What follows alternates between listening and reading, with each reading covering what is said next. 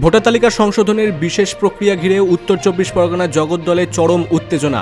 বিরোধী দল ভারতীয় জনতা পার্টি অভিযোগ করেছে যে বুথ লেভেল অফিসাররা নিরপেক্ষতা ভঙ্গ করে টিএমসির দলীয় কার্যালয়ে বসে কাজ করছেন এবং ভোটারদের ফর্ম বিলি করছেন। বিজেপি কর্মীদের অভিযোগ, তৃণমূলের ভোটার বাহিনী সাধারণ ভোটারদের ধমকাচ্ছে ও চমকাচ্ছে এবং প্রভাব খাটিয়ে তালিকা থেকে বৈধ ভোটারদের নাম বাদ দেওয়ার চেষ্টা চলছে। এই গুরুতর অভিযোগ তুলে বিজেপি কর্মীরা বিক্ষোভ প্রদর্শন করেন।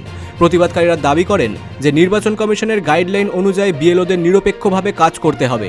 তারা সতর্ক করে দিয়েছেন যে যদি আগামী দিনে এই ধরনের পক্ষপাতমূলক কাজ চলতে থাকে তবে বিজেপি সাধারণ মানুষকে সঙ্গে নিয়ে বৃহত্তর আন্দোলনে নামতে বাধ্য হবেন।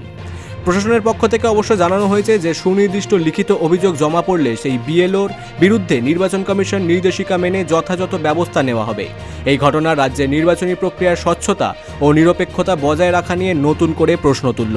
Bureau report, big news Bangla.